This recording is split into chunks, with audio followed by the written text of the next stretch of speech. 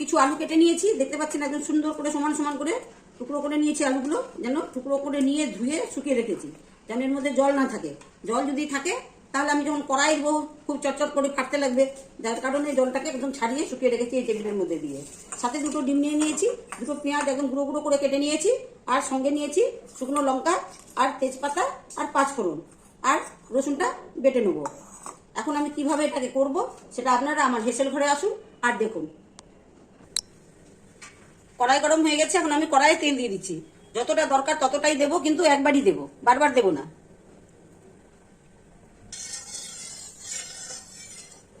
গ্যাসটা আমি এখন একটু কমিয়ে দেবো আর আলুগুলো ছেড়ে দেবো। এইভাবে ছেড়ে দেবো যেন ফাটে না এবং গায়েও যেন না পড়ে। গায়ে পড়লে গা পুড়ে যাবে, সমস্যা হবে, গা হাত পা জ্বলে যাবে। এমনিতেও তো রান্না করতে করতে মানুষের হাতে টাতে ছিটকা পড়েই যায়। আর এগুলো আলুগুলোকে ঠিক এইভাবে ভাজবো, এমন করে সুন্দর করে ভাজবো যেন লাল লাল হয়, আর দেখতেও যেন আলু ভাজাটা সুন্দর হয়। 3 ভাগই আমি এই তেলের মধ্যেই সিদ্ধ করে নেব। 3 ভাগ সিদ্ধ করে নিলে পরে এই তেলের মধ্যে সেই আলুটা খেতে টেস্টি হবে। আস্তে আস্তে ভেজে নেব বন্ধুরা। এবার আমি ঢাকনাটা তুলে দেখাচ্ছি কেমন ভাবে আলুটা ভাজা হচ্ছে। দেখেন এইভাবে সুন্দর করে আলুটা লাল লাল করে ভাজা হবে, এখনো হয়নি, আরো হবে। এখন পানকি খেয়ে দিয়ে দিলাম।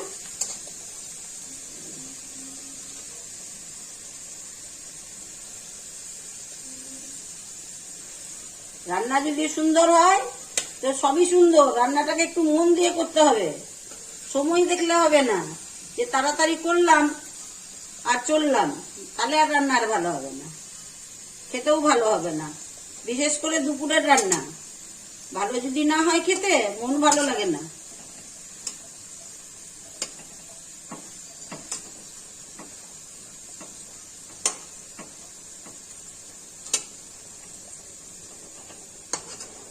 দুপুরের খাবারটা একটু ভালো হওয়া দরকার, একটু মানে কি মোটামুটি ভালোই।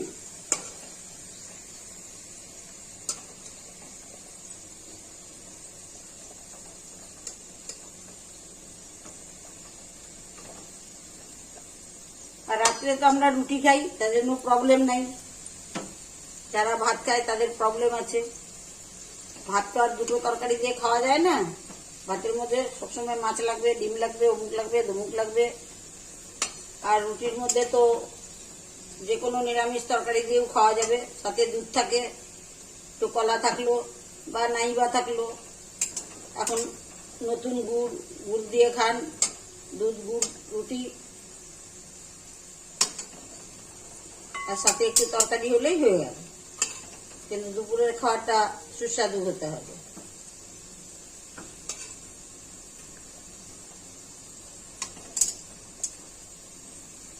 তাতে একটু মাখা হলো, এগুলো সব হলে পরে ভালো লাগে খেতে। ধৈর্য ধরে একটু রাঁধতে লাগে, ধৈর্য ধরে না রান্না।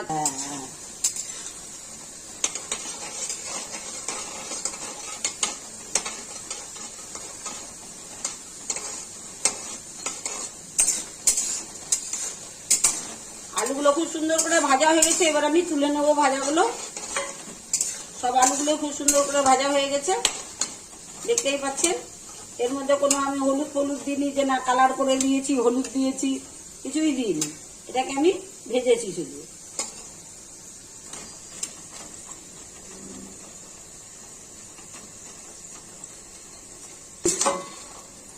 তেলটা একটু ঝরিয়ে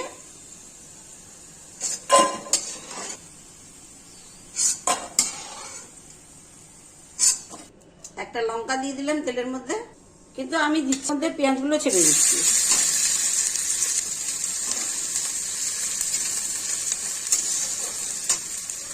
এবার আমি লবণ দিয়ে দিলাম কিছুটা,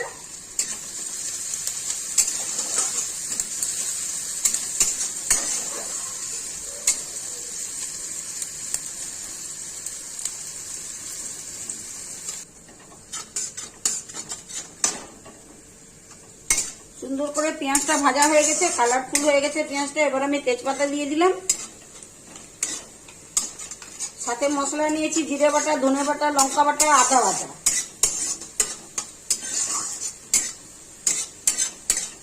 এই রান্নার মধ্যে কোনো রকমই ফোড়ন দেব না, শুধু ওই লঙ্কাটা দিয়েছি, ব্যাস।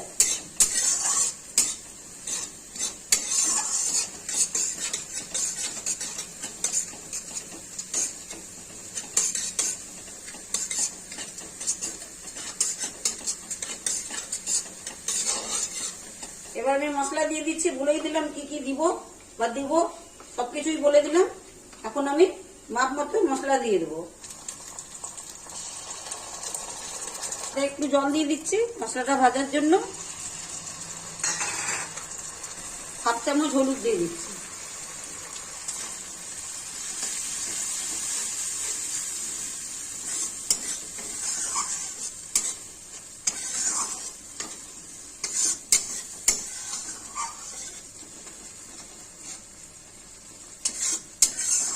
লঙ্কা যে যেরকম ঝাল খাবেন সেই হিসাবেই মশলাতে পিসবেন, আমি সেভাবেই পিসেছি। আমরা একটু ঝালটা কম খাই, যারা ঝাল বেশি খায় তারা একটু ঝাল বেশি দেবে।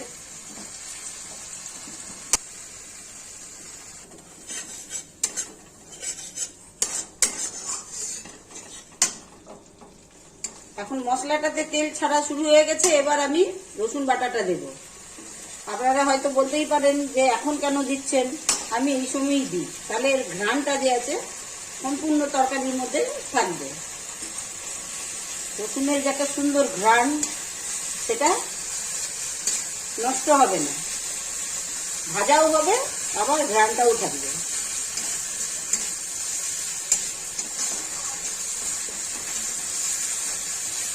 আর আস্তে আস্তে ভাজতে লাগবে, জোরে ভাজলে পুড়ে যাবে।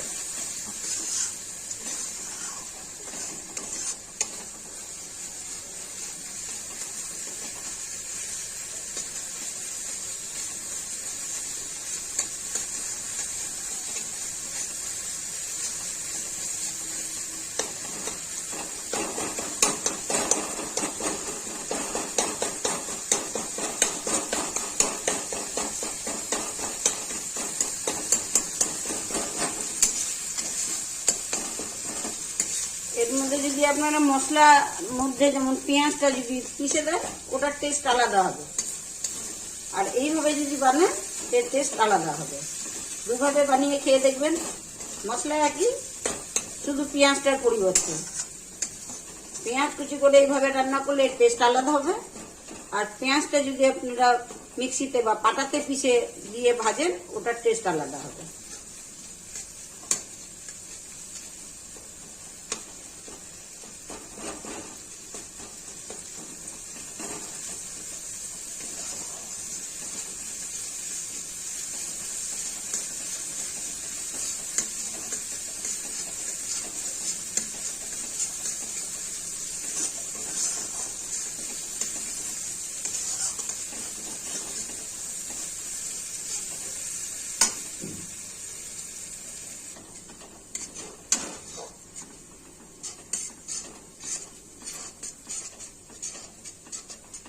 এবার আমি আলুটা দিয়ে দেবো, কেন মশলা খুব সুন্দর করে ভাজা হয়ে গেছে।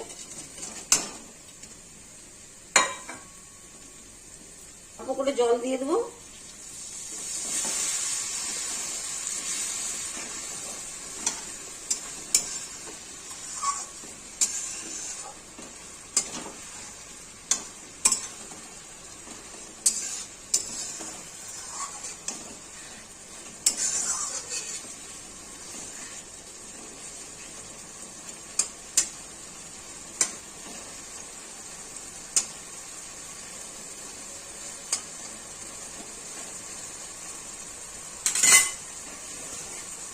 এবার ঢেকে দিচ্ছি একটু আস্তে আস্তে।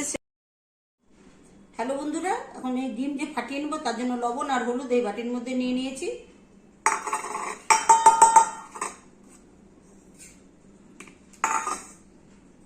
সাথে একটু জল দিয়ে দেবো, তাহলে সফট হবে।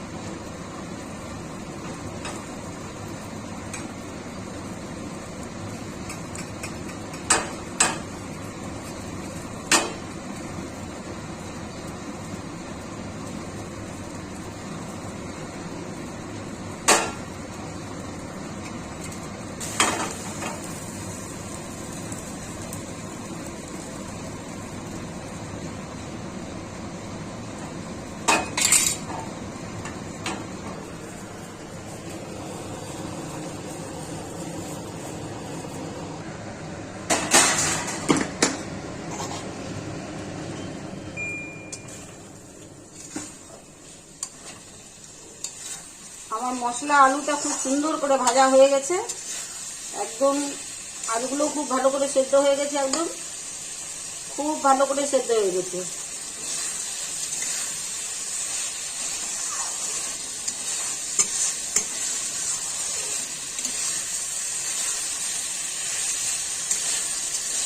আমার সম্পূর্ণ ফুল আছে, আপনাদেরকে দেখাচ্ছি। আস্তে আস্তে করে ওগুলো সমস্ত সিদ্ধ হয়ে গেল।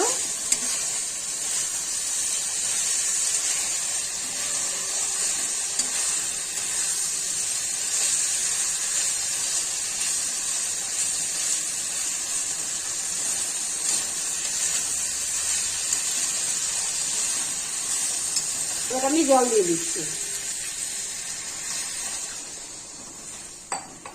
এতটুকুনি লাগবে, কেননা ডিমগুলো ছাড়বো তো।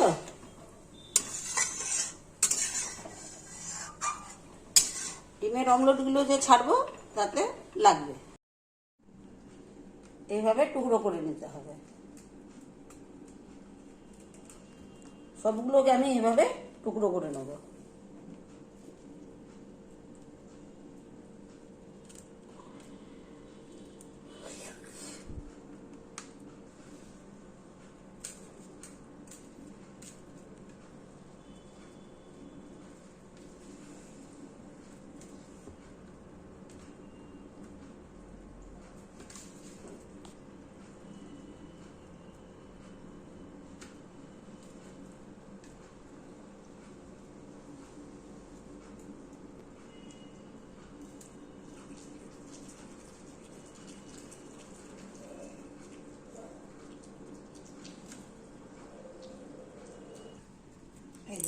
এভাবে টুকরো করে নিয়েছি, এখন এটা আমি ছেড়ে দেবো আলুর মধ্যে।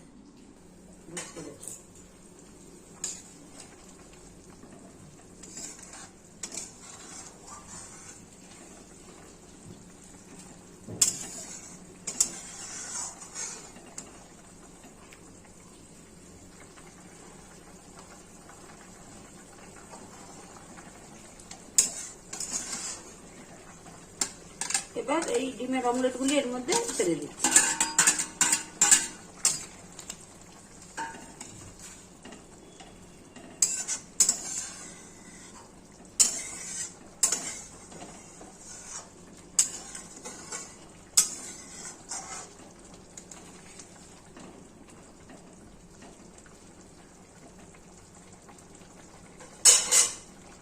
একটুখানি ঢেকে দেবো, তাহলে সব ভালো করে রস ঢুকে যাবে, তাই না?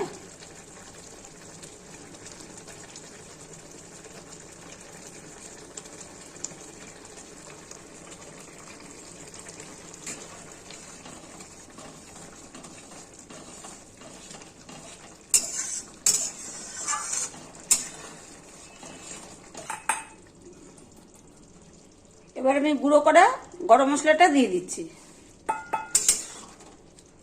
যতটা দরকার ততটাই দিয়েছি। এটা আবার আপনারা ভাববেন না যে এই এতটুকুনি দিল, বেশি দিলে ভালো হবে না।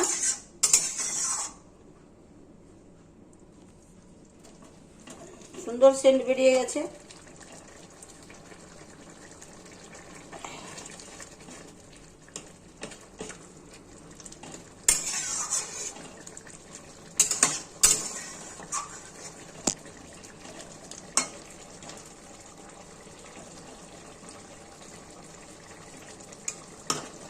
রান্নাটা হয়ে গেছে, এখন আমি এটা নামিয়ে দেবো।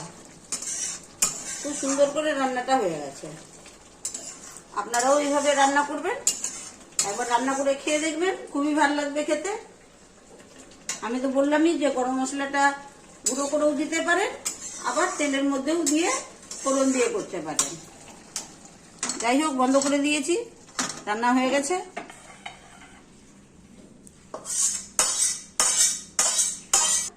আমি এই যে অমলেট আর আলু দিয়ে যে ডালনাটা তৈরি করলাম, সেটা আপনাদেরকে শুরু থেকেই বললাম কেমন ভাবে করলাম, কিভাবে করলাম। আর আপনারাও এবার প্রথম থেকে মানে শেষ পর্যন্ত আপনারা আমার ভিডিওটা দেখবেন। আর বারবার একটাই কথা বলে কোনো লাভ নেই। যাই হোক, লাইক করবেন, শেয়ার করবেন, সাবস্ক্রাইব করবেন, কমেন্ট করবেন, কিন্তু ভালো কমেন্ট করবেন। খারাপ লাগলে পরে করার কোনো দরকার নেই। আর যদি ভালো লেগে থাকে তাহলে অবশ্যই করবেন। নমস্কার, এখানেই আমি শেষ করলাম।